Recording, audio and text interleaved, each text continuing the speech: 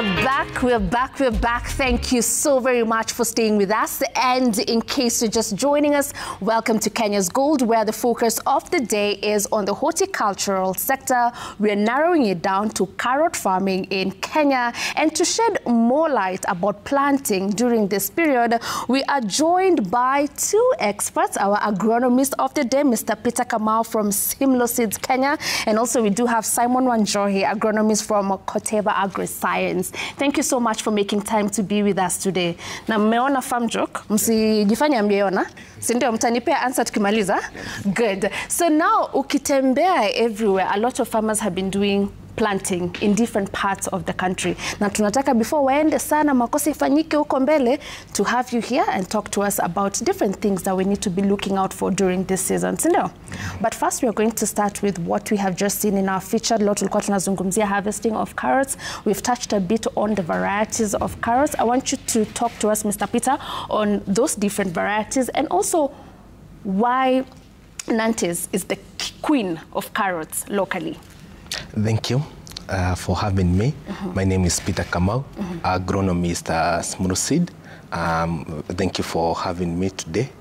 Na nimeshukuru sana. Have seen a farmer from Nyandarua doing very good carrots, doing carrot farming.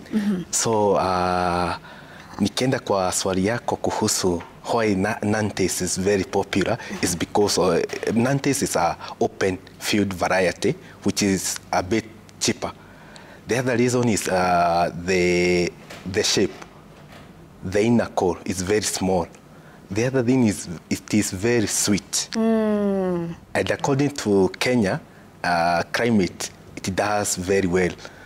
Mostly Nyandarua, Meru, Western, and also during packaging, haikatiki wakati wanaosha. It is very hard and very smooth. Right. Yeah. So hapo venye umesema it's cheap. Is it the seed or is it the carrot itself during selling? It is the seed. Being an OPV, it's very cheap compared to F1. Right. Yeah. So kwa ule ambaye anasikiza saizi OPV here, we are talking about the open pollinated variety. Yes. And when it comes to the international market, I'd like for you, Simon, to talk to us about that. Is it still the one on high demand in those markets? Oh, thank you. I'm Simon Wanjohi, that is a junior agronomist at Koteva Agri-Science. Here we deal with farmers, that is crop protection mostly. So when we come to Nantes, it's also an export variety, but the other varieties on export are very expensive. Two, the climatic conditions that they do require, most of them requires a closed field, that is a greenhouse. So for Nantes, the option also being an OPV, it does well. It got a good shape and it got the taste as well. Right. When we come still to the hybrid ones, to be found in our local markets, that is the seeds. It's a challenge. So that's why we opt to go for the OPV. Not mostly like the other crops, the attack of diseases, performance on the field, they are very different. But for those hybrid ones, they require the tropics whereby rainfall range should not be above 2200. Right. When it gets to a soil which is non-suitable, you'll find even to a point whereby zinaoza haraka sana. That's the hybrid. That's the hybrid. Right. But for an OPV, ni kitu ngumu, imezoea condition. Imezoea struggle here and there. Struggle here and there. Right. Ni kama tu nyanya. Right. They require too much chemicals for the hybrid ones. But ile tunasemanga kamongo ni kidogo sana. Now for the Nantes in OPV, haihitaji ile dawa mingi. Once you are done with the herbicide, one and all 2 sprays of Tubermax or that is to expand the carrots, you are done. Right. Ukitembelea wakulima ambao they are growing carrots, are they aware of the varieties they grow, the names, ama watu ni mbegu wamepatiwa hii ndo carrot unapanda, and do they even understand the reasons? Unaona venye umeelezea vizuri, this Nantes, these are the benefits, it's an OPV, it can survive with minimal chemicals. Is this information that is out there so that ule mkulima akienda kuanza kazi ya carrot, they are starting it from an informed place? Do they know these things? Of course. We said that carrot farmers are very sharp. Reason, a carrot does not have a two-way transformation. It's a one-way. What does that mean? One, you plant those seeds after cultivating, minimum tillage, and then the final tillage at your farm. You spread the seeds. You're not going to do any transplanting. Right. So when they're going to the shops to buy the agrovets, they need the seeds themselves. They are right sure, I need Nantes from this company, Nantes from this company. Right. We have several of them, but we got those areas, this is the best variety for these. And for more info, agronomists are there to guide them. Right. In this area, you're going to do with this one. And in the other area, you're going to do with this one. Right. That's why now they comes right every time. Right. And you know something? Tell me. One bag of carrots in a 90 kg sack of maize can go even up to 250 kilos. So, wacha tufanye hiyo hesabu. Yeah. One bag of 90 kg. Maize, yeah. Maize. Maize. Okay. Inabeba ile 90 kg yenyewe. But ukiweka carrot kwa hiyo gunia ya 90, inaweza fika 200 to 250 kgs. Right. Because carrot is very heavy. It's total water in it. Ndio maana ukiweka mahali hakuna ile moisture inaitosha, inaoza haraka. Right. But once you refrigerate carrot using a nylon paper, it does not lose the moisture. Right. Yeah. So for carrots, what we're learning is si kitu ya kuweka kwa seedbed and then we will come and transplant to the farm. You grow directly to the farm. Mr. Peter, for a young person who's listening to us right now, is carrot farming a profitable venture that you would advise them to get into? Na pengine anakusikiza na anasema, mimi sina shamba kubwa, pengine I just have a quarter acre or even an eighth. Nikianza na hii eighth yenye niko nayo, will I be able to get something? Maybe we can do those mathematics za carrot ndo tuone inaweza fikisha mkulima mdogo wapi, si ndio? Yeah. So what would you tell that young person? Okay, thank you.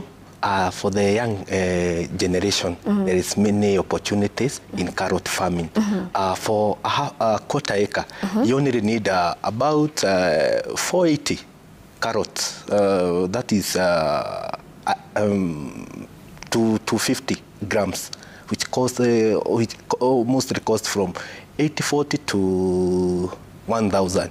So for that's a quarter acre. Yes. Ukitaka kupanda kwa quarter acre, you need seeds of about 250 grams. Sindio? Yes. Na hiyo 250 grams umesema it's about 1,000, tuseme 1,000. 1,000. All right. For the carrot, doesn't require, for the cost of production, doesn't require much. You only do plant it in the onset of the rain if you don't have irrigation. For the 3 months, you are already through with the harvesting. Right. So for the young generation, you can just start small. Start small by 250 grams, which can give you almost 20 bags of carrots. 20 bags ya kilo ngapi? 90. 90? Yes. 90 kg bags? Yes, 90 kg. So you get kg 20? Bag. You get 20. From a quarter acre? From a quarter acre. Na tunauza bag moja na ngapi?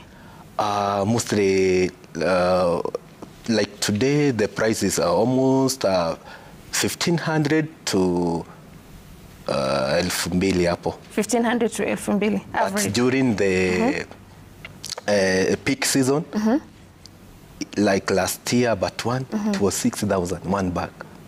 So what causes that fluctuation? I'd like to understand that. Lakini sasa inaona akiuza hiyo bag moja yake na let's say 1,500 imeenda minimum it's 30,000. Sindio? 30,000 na alibai mbegu at 1,000. So 29 alafu atoe kidogo ya dawa pale na wengine pengine walimsaidia kuharvest, bado atabaki na kitu, sindio? Anabaki na kitu. Great. So when you talk to us about at some point unapata 190 kg bag of carrot is at 1,500 or 2,000 and then sometimes it rises all the way to 6,000. What causes that shift, and is there a particular period yenye mkulima anafaa kutegea hii ndio inakuanga ile period yenye utauza na pesa mingi? Is that something that is, you know, you can predict ama what happens? Due to climate change, nowadays there is no timing. Right. There is many challenges that farmers are facing, like carrots. Kukiwa na nyanya, carrots bado haikuliki sana. So if the tomatoes ziko juu, zimepandwa mingi, some are coming through our country from our neighbors, carrot bei yake inakuwa chini. Oh. Yes. Okay. The other thing is about farmers wanapanda crop moja atago. wakiona neighbor amepanda wanapanda. They don't do alternative crops. That's why we are advising farmers just to try another alternative crops apart from the carrot. Huyu neighbor akipanda carrot, wewe panda kitu kingine. Msijazane nyinyi wote kwa market. Right. Then do a market survey very well. Right. Great. Thank you for that insight. Tumesema saa zile nyanya pia ni nyingi, unapata bei ya carrot inashuka. Bei ya carrot inashuka. Na nyanya ikiwa hakuna, bei ya carrot inapanda. That's very interesting. Mr. Simon, ukisikiza hapa Mr. Peter akiongea amesema unafaa kupanda carrot yako at the onset of rains, na umesikia size a lot of farmers have been doing the planting. Yeah. Na just I was talking to a maize farmer and I was engaging them about growing some maize somewhere, na akanambia umeshachelewa. Okay? So I'd like for you to talk to us about planting season. It's between, najua it's onset of rains, of which we're expecting our long rains from the beginning of March, thereabout. Lakini ikifika at what point ndo tunasema sasa hapa wewe na planting ni kama umechelewa? Is there a cap mali ufai kupitisha kama una plant, and does it cut across all the crops? Of course, when it comes to maize, there is a cut line whereby we tell farmers, once 3 weeks are done after the onset of rains, don't plant your maize unless you got some water to irrigate it. Right. The reason behind this is because those who do dry planting got always the best produce. The reason is to be one that onset of rains, there's the nitrogen flush from there. So once you do the planting, your maize grows very well. Right. There's no steady growth. Ila tunasema zina kani kama zimeguzwa na baridi sana. Great. 2, soil erosion occurs before your crops establish. When the rains are too much, na bado mmea yako ni changa, iko pale chini, inaweza funikwa na ile mchanga. 3, after cultivation, farmers are not aware that you need to know the soil nutrition and the components. So once they plant late, and they did not know what they were supposed to give to their crop. So unapatanga ile wakati mwenye amechelewa kupanda, hana ile soil nutrition, mahindi yake at the end of the season haitakuwa imefanya vizuri. Right. So ni mkulima wa maize, after 3 weeks onset of rains, after that ni kama umechelewa kupanda. Kabisa. So if you're talking about farmers like our horticultural farmers, huyu wa carrot, huyu ambaye tumeambiwa pia atege onset of rains apande carrot yake, do they also have a limit of at what point now you will be late for growing the carrots? For other horticultural crops, most of them do not have a cut line, because for most of the farmers who do the horticulture itself, now we come to tomatoes, biriganyas, carrots, cabbages, most of them do under irrigation. So they don't have a timeline that we are going to plant in April, because there is plenty of water to their areas, or plenty of rainfall. Right. In fact, those places that do well in carrots got adequate rainfall. True. Because still they got a very good soil for that crop. So you find is that ile wakati mwenye anapanda na akona maji hashtuki hata kidogo, but carrot fetch a good price when the rainfall is too much and there is flooding. Most of them zinaoza. So you find them, the price hikes, the demand rises, and the supply is low. So they obey the law of supply and demand. All right. Lakini huyo umesema huyo mwenye hana hiyo timings ni ule ambaye anafanya irrigation, because if you have irrigation you can be a farmer all through the year. So just in case I am doing carrots and I'm a rain-fed farmer, do I have a limit? Do I have a point where ikifika nitakuwa nimechelewa kupanda? Of course, yes, because you need some water to ensure during maturity it requires more water. Right. Because majani ya ama matawi ya carrots ikikosa maji, it will shrink and it will not be able to ensure that tuber got enough time to put more weight and food in that tuber. Right. Thank you so much. Mr. Peter, ebu tuambie kulingana na hali ya anga, what we are feeling about the rains. Have the rains met our farmers' expectation during this planting season? And also if you compare over the previous years, because this is the period when we experienced the long rains, have they been the same as to what we have been experiencing? Ama imepungua, ama imekuwa nyingi? Okay, thank you. Farmers are still receiving, doing planting, but the lanes are enough to do planting. Those who are doing carrot already, they have already planted, because now niliona tunaambiwa mvua inaweza zidi, na carrot when the lane are too much haifanyi mzuri, itaoza. It needs at least average rainfall. Lakini ikienda juu inaharibu. Because carrots seeds are very, ni zile huwa zinaoza. Zikipata maji mingi zinaoza. Na tena I saw a farmer in Nyandarua, you know, they have the clay soil. Ikishika maji mingi and then it dry once, inakuwa kama mawe, and you know the carrot doesn't require a hard pan soil, inataka a loose soil. So mvua ikizidi, farmers incur a lot of losses. Wanachomeka kidogo. That's why we said do a onset of the rain. Mwenye alipanda mapema saa hii iko vegetative, he is well to go. Ako safe. Ako safe. So yo mwenye alipanda mapema here, we're talking beginning of March. Beginning of the March. Sindio? Yes. All right. So Simon, we are learning that for carrots, kukinyesha sana, and if you've been listening to some of the reports from the Met Department, sometimes they'll tell you this week we're expecting flooding in different parts of the country. So when that happens to a carrot farmer in Amanisha, there's a probability that carrot zake zinaweza ungua, zinaweza chomeka, sindio? Which other crops, all right, in the horticultural sector, or even not necessarily, get really affected when now the rains become too much?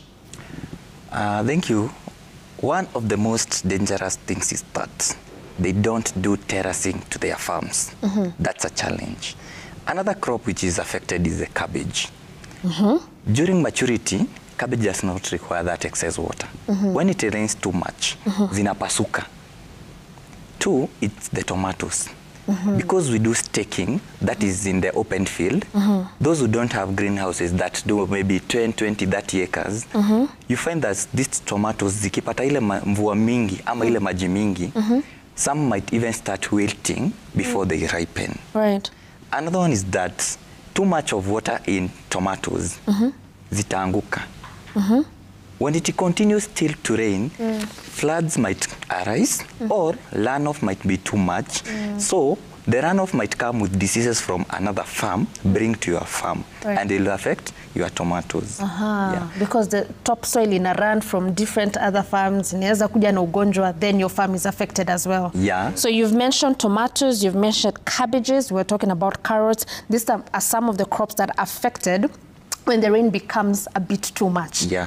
So you know now we are living in very weird times. Climate change is real. There is either prolonged seasons of drought or intense rainfall. So we want to take another break right now, lakini tukikuja, a farmer is listening, kidogo ashaingia panic, kidogo anashindwa, woi, so kukinyesha sana karoti zangu ni hivyo. What are we advising our farmers in the wake of climate change? What do they need to do for that farmer who grows carrot, for that farmer who grows cabbages, and they know they will be affected by floods? Is there a way they can cushion themselves that you as agronomist is advising them to do? That and more you'll answer when we come back from this short commercial break. We still have a lot more, including agri news. So please stay with us.